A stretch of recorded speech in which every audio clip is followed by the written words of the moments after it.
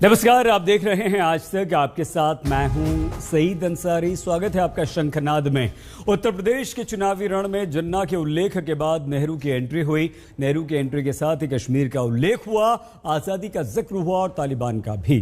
तो आप यूं समझ लीजिए कि उत्तर प्रदेश की चुनावी लड़ाई फिलहाल महंगाई, बेरोजगारी, सड़क, स्वास्थ्य, शिक्षा पर नहीं बल्कि जिन्ना और नेहरू पर लड़ी जा रही है।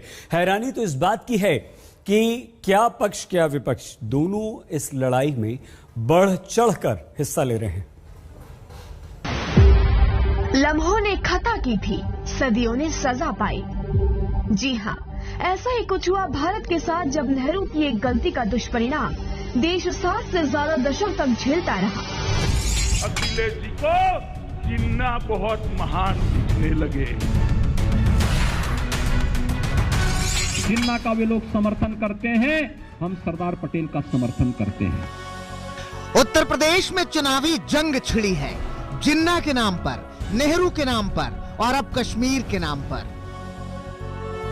मतलब बाबा जी की अंटी में गए बेरोजगारी, महंगाई, स्वास्थ्य, सड़क, शिक्षा, सहूलियत के मुद्दे लखनऊ की सियासी जमीन पर कश्मीर का मसला मचल रहा है। प्रधानमंत्री इस वीडियो को यूपी बीजेपी के ट्विटर हैंडल से आज डाला गया। आज यानी पूर्व पीएम जवाहरलाल नेहरू के जन्मदिन पर वीडियो के साथ लिखा गया, हिंसा का वो दौर चला कि कांग्रेस की गलती की सजा देश ने भुगती 70 साल, बीजेपी सरकार ने हटाई 370, कश्मीर हुआ खुशहाल। मामले को नेहरू की भूल की कीमत आज तक चुका रहा है हिंदुस्तान। इस वीडियो का मजमून ये है कि नेहरू की गलतियों की वजह से कश्मीर भारत से अलग थलग था, लेकिन नेहरू की गलतियों को बीजेपी ने सुधार दिया है। नेहरू की अनेक गलतियों का खामियाजा देश भुगत रहा है।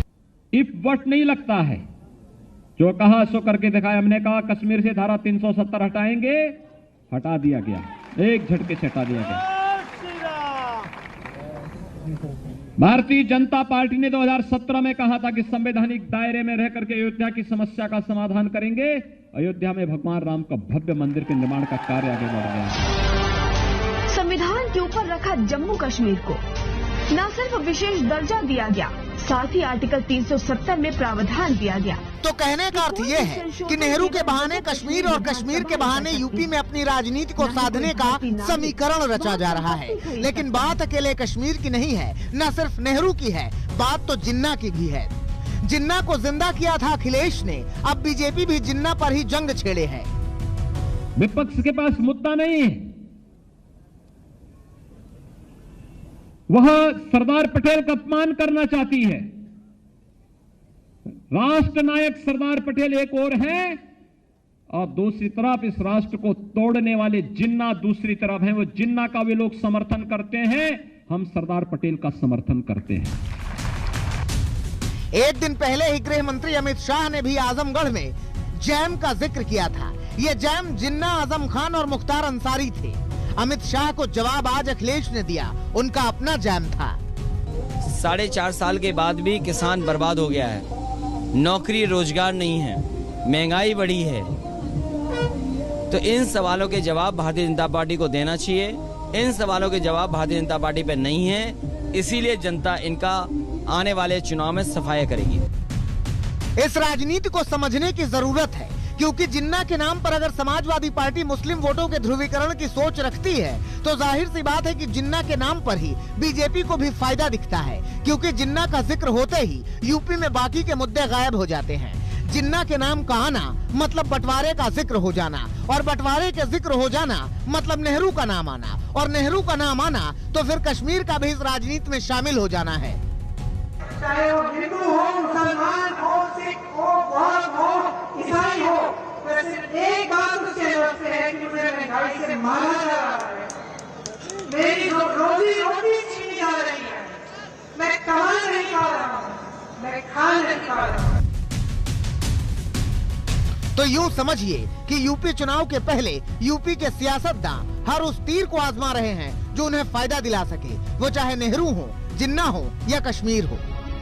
लखनऊ से समर्थ श्रीवास्तव के साथ आज तक ब्यूरो। दशकों से रहने वालों को अब स्थानीय निवासी का दर्जा मिलने लगा है। उत्तर प्रदेश के चुनावी रण में सभी दलों ने कमर कस ली है। क्या बीजेपी, क्या समाजवादी पार्टी, क्या कांग्रेस, क्या बहुजन समाज, सभी अपने अपने दाव चल रहे हैं, सभी के अपने दावे हैं, सभी के अपने मुद्दे हैं। बीजेपी अपने विकास की बयार बहा रही है। अखिलेश कह रहे हैं कि उनके काम पर बीजेपी सिर्फ अपनी मोहर लगा रही है।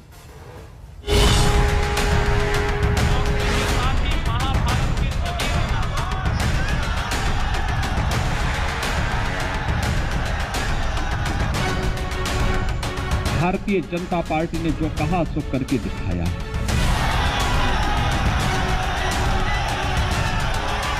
इन सवालों के जवाब भारतीय जनता पार्टी पे नहीं है, इसीलिए जनता इनका आने वाले चुनाव में सफाया करेगी।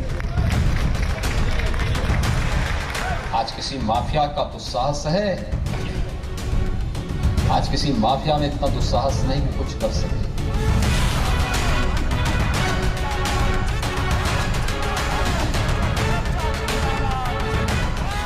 वो इसलिए क्योंकि ठोकर राज चल रहा है।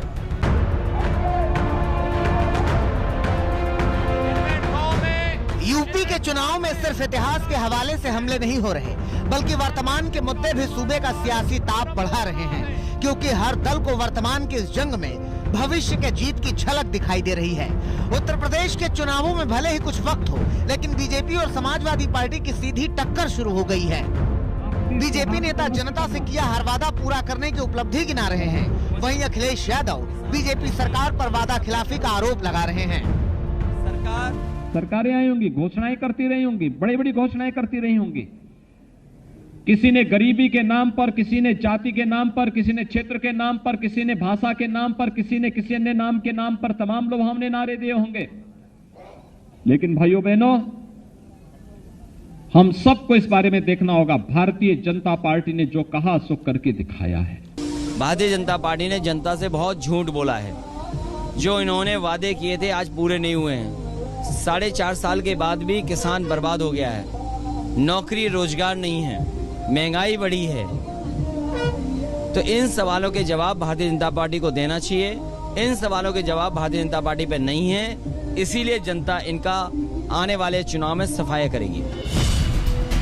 यूपी की लड़ाई सिर्फ विकास के मुद्दे तक सीमित नहीं, कानून व्यवस्था को लेकर भी दोनों ही पार्टियों के अपने अपने दावे हैं। बीजेपी प्रदेश में अब कानून के राज का दम भर रही है, तो अखिलेश योगी सरकार पर ठोको राज वाला तंज कस रहे हैं। प्रदेश के अंदर यह माहौल देने में हम क्यों सफल हुए? क्योंकि प्रधानमंत्री मोदी जी का मार्गदर्शन है और अपराध और अपराधियों के प्रति जीरो टॉलरेंस की नीति के तहत जो भारतीय जनता पार्टी ने 2017 में आपके सामने वायदा किया था, उसको भारतीय जनता पार्टी अक्षरशः लागू करने का कार्य कर रही है। इसलिए आज प्रदेश भय मुक्त है, दंगा मुक्त है, अपराध मुक्त है, भ्रष्टाचार मुक्त है और विकास की गतिविधि तेजी के साथ आगे बढ़ती हुई दिखाई दे रही है। उत्तर प्रदेश में इस तरह की न जाने कितनी घटनाएं हुई हैं, जहां निर्दोषों की जान ले ली गई। कासगंज में वो नौजवान, कोई कल्पना कर सकता है कि जो नल है उससे अपनी हुडी के तार से जान चली जाए उसकी? ये कहां की कहानी पुलिस बना रही है? क्या आपने नहीं देखा गोरखपुर में डीएम एसपी धमका रहे थे उसके परिवार को कि एफआईआर न लिखें। आज कस्टोडियल डेथ में सबसे आगे है उत्तर प्रदेश, और वो इसलिए क्योंकि ठोकर राज चल रहा है। बीजेपी और अखिलेश में वार पलटवार वाले इस शोर के बीच कांग्रेस भी यूपी में पूरा जोर लगा रही है। यही वजह है कि बुलंदशहर की रैली में प्रियंका गांधी ने योगी सरकार पर हमला किया और इशारों में अखिलेश यादव पर भी प्रहार मारा। एक बहुत बड़ी लड़ाई है। अनिल बोल रहा हूँ भाई। ये सिर्फ कांग्रेस पार्टी की लड़ाई नहीं है, कर रहे हो क्या? ये देश की लड़ाई है। और मैं आपको कहना चाह रही हूँ कि इस प्रदेश में न सपा लड़ रही है और न 15 नंबर लाइव से है सिर्फ कांग्रेस ही ये लड़ाई लड़ सकती है। साफ है कि यूपी में चुनावी माहौल बढ़ने के साथ हर पार्टी अपना एजेंडा सेट करने की कोशिश में है, ताकि अपनी बात मजबूती से जनता तक पहुंचाई जाए और यूपी में जीत की राह आसान बनाई जाए। और कोशिश में सबसे आगे है बीजेपी, जो लगातार नई उपलब्धियां जनता के सामने ला रही है और विपक्ष आरोपों को झूठा बता रही है। पूर्वांचल एक्सप्रेस के उद्घाटन को धमाकेदार बनाने की तैयारी बीजेपी के इसी प्लान का हिस्सा है, जिसे योगी सरकार बड़ी उपलब्धि के तौर पर पेश कर रही है। पूर्वी उत्तर प्रदेश जो आजादी के बाद से उपेक्षित था, आज प्रधानमंत्री मोदी जी के मार्गदर्शन, उनके नेतृत्व में विकास, रोजगार की ढेर सारी संभावनाओं को आगे बढ़ाने की दिशा से आगे बढ़ रहा है। लेकिन विपक्ष कह रहा है कि आधे अधूरे विकास का यूपी चुनाव में हिसाब होगा। जहां तक सवाल पूर्वांचल के एक्सप्रेसवे का है, इसका भी नाम बदला गया। ये समाजवादी पूर्वांचल एक्सप्रेसवे जो समाजवादी पार्टी की सरकार का विजन था, एक बड़ा इंफ्रास्ट्रक्चर काम था जो शहरों को जोड़ता, गांव को जोड़ता।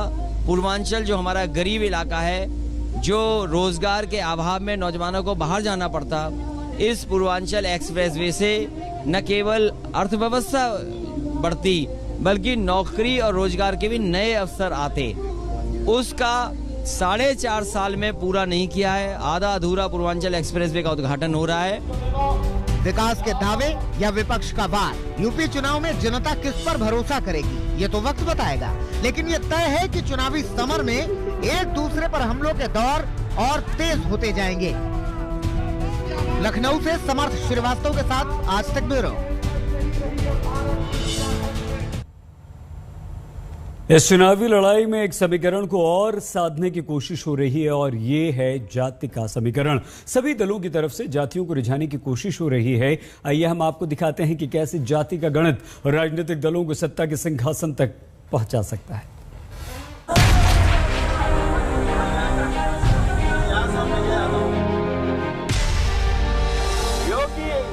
योगी सरकार के योगी सरकार। हैदराबाद रियासत का विलय भारत राज्य में हो गया है। आप अब सत्ता छोड़ दीजिए और अगर सीधी बातों से नहीं करोगे तो हमें सैन्य कार्रवाई करनी पड़ेगी।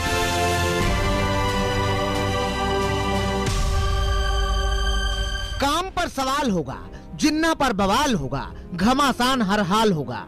ये सब तो होगा ही, क्योंकि चुनाव ही यूपी का है।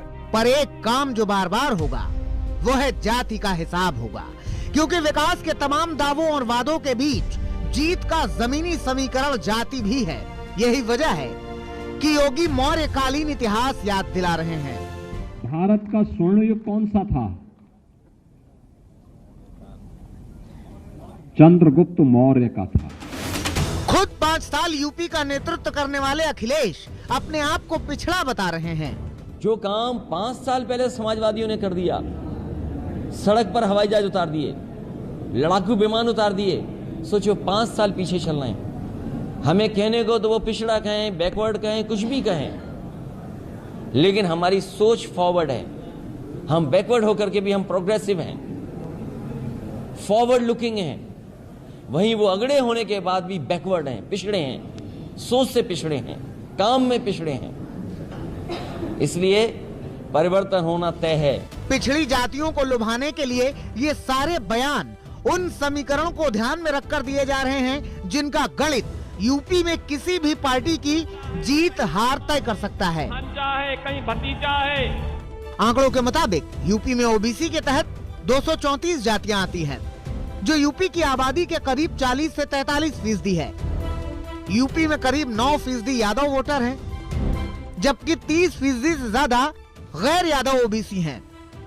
यही वजह है कि छोटे हों या फिर बड़े दल, सभी दलों की निगाहें इस वोट बैंक पर ही रहती हैं और जिसे इस वोट बैंक का समर्थन मिलता है, यूपी में उसकी जीत की राह आसान हो जाती है। जाति के ऐसे ही समीकरण को साधने के लिए बीजेपी, समाजवादी पार्टी जैसी पार्टियों के बड़े नेता खुद मोर्चा संभाले हुए हैं। शनिवार को जब अखिलेश यादव योगी आदित्यनाथ के गढ़ गोरखपुर पहुंचे तो योगी सरकार पर हमला बोलते बोलते उन्होंने निषाद समाज का मुद्दा उठा दिया। ये चुनाव है और आजमगढ़ की जनता जानती है विकास किसने किया है। गोरखपुर की जनता इंतजार कर रही थी विकास का, लेकिन गोरखपुर में नाव से चलना पड़ रहा है। जिन नाव वालों ने बीजेपी को आगे बढ़ाया, उन नाव वालों का धोखा दिया बीजेपी ने। हमारे निषाद समाज के साथ छल किया, कपट किया, उनको धोखा दिया। और आज जिस गोरखपुर का विकास होना चाहिए था, केवल गोरखपुर नहीं, उत्तर प्रदेश का विकास ठप किया इस सरकार ने। इसलिए विकास के लिए मैं अपील करने आया हूँ कि एक बार फिर समाजवादियों का सहयोग और समर्थन करें। वहीं आजमगढ़ के मंच से अमित शाह उस राजभर समाज को साधते दिखे जिसके सबसे बड़े नेता ओम प्रकाश राजभर अब अखिलेश के पाले में चले गए हैं। मित्रों, मैं आज यहाँ आया हूँ। यहाँ पर एक नई यूनिवर्सिटी की स्थापना हो रही है। मैं योगी आदित्यनाथ जी को एक सुझाव देना चाहता हूं कि ही उत्तर प्रदेश की भूमि पर परदेशी आक्रांताओं को खदेड़ने का काम महाराज सुहेलदेव जी ने किया था। अगर ये यूनिवर्सिटी का नाम हम उनके नाम पर रखते हैं तो ये लोगों के लिए बहुत बड़ा संदेश। यानी हर दल, हर नेता की कोशिश है कि जाति के समीकरण को साध कर जीत की संभावनाओं को मजबूत बनाया जाए और यूपी में अपनी पार्टी का परचम लहराया जाए। लखनऊ से समर्थ श्रीवास्तव के साथ आज तक ब्यूरो। रोजगार मिलेगा। बहुत छोटा सा ब्रेक, आप देखते रहिए आज तक।